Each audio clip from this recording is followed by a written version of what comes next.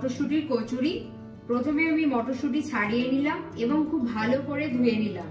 এরপর আমি মটরশুঁটি, কাঁচা লঙ্কা ও আদা একসাথে পেস্ট করে নেব এবং একটু লবণ দেব। এবার আমি মটরশুঁটির পুরটাকে ভালো করে কড়ার মধ্যে নেড়ে নেব।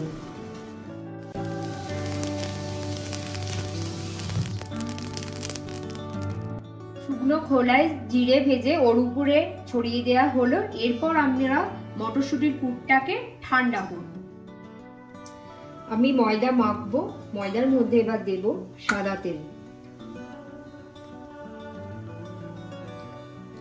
এরপর দেব সামান্য লবণ এবং সামান্য চিনি।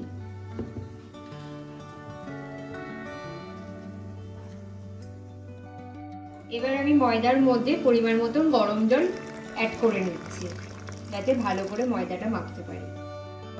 এরপর আমি ময়দার লেচি কেটে ময়দার মধ্যে মটরশুঁটির পুরটা ভালো করে ঢুকে এবার আমি মুড়ে দেব। এবার আমি মটরশুঁটির কচুরিটা বেলে নিচ্ছি।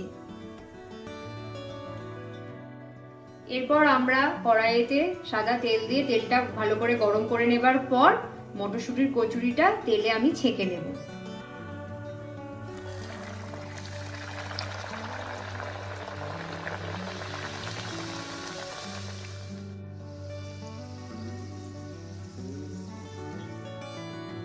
মটরশুঁটির কচুরিগুলো এবার আমি তেলে ছেঁকে রেখে দিলাম।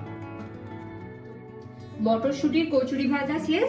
এবার আমি গরম গরম আলুর দমের সাথে সার্ভ করছি।